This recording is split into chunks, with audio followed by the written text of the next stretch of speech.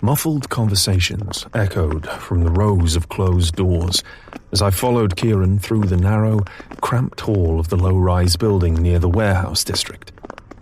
The cloying scent of sandalwood was heavy in the air, smothering the stench of too many people crammed into one spot. It was the best the people of the tenement housing could do. Word had gotten to Jansen that something had gone down in the housing building, something they hadn't seen before, and based on the telltale scent of death that no incense could cover, I knew it was something bad. At the back of the dark hall, Lev Baron waited, a brown cap pulled low. The mortal dissenter pushed off the wall upon our approach. Although Kieran and I both wore cloaks, hiding our garb of guard and patrol, he recognized us at once. What's going on?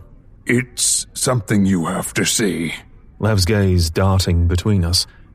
The mortal, who'd lost one brother to a fever and another to the right, reeked of anxiety.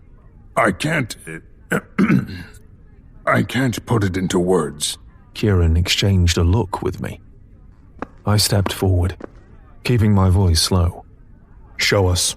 Nodding, Lev dragged the back of his hand over his chin, and then crossed the hall, reaching for the handle. The door beside him inched open. There's nothing to see here, Maddie. Lev spoke to the small figure who appeared in the crack of the door. Go back to your mama. Lev waited until the child closed the door, and then opened the one we stood in front of. The smell of death about knocked me over. God! Kieran lowered a hand to the hilt of his short sword. Lev stepped inside, stopping to turn on a nearby gas lamp. Dull yellow light flickered to life, casting a faint glow across the front room. A body lay on the floor, wrapped in white linen. Who is that? I eyed the pool of red that had coagulated on the wood floor beneath the head.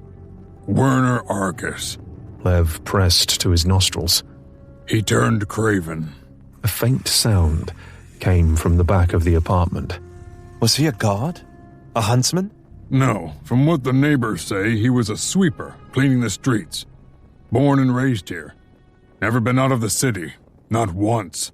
So he was fed on and left to turn here. The vampires are getting even sloppier. Lev said nothing as I stepped over the poor soul who'd spent his days cleaning the streets of all manner of shit for the ones who inevitably slaughtered him. I glanced into the small cooking area. The countertops were clear, the fire long extinguished in the hearth. I checked the kettle, finding broth that had cooled. There was no mess. The people who'd lived here did their best to keep the place tidy. The sound came again, drawing my attention to the closed door of the back area, likely the bedchamber. I couldn't quite place the odd, gurgling sound. Where's the wife? I knew damn well that Lev wouldn't have summoned anyone for a mortal being turned within the city. Sure, it was always somewhat shocking that the Ascended was so damn reckless, but it wasn't that uncommon. Through there. Lev nodded at the closed door. She's dead in there. With it. It?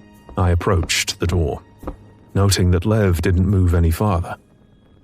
A dead craven, or a victim of one, wouldn't have caused the man to linger back as he was. His reluctance had to do with whatever it was.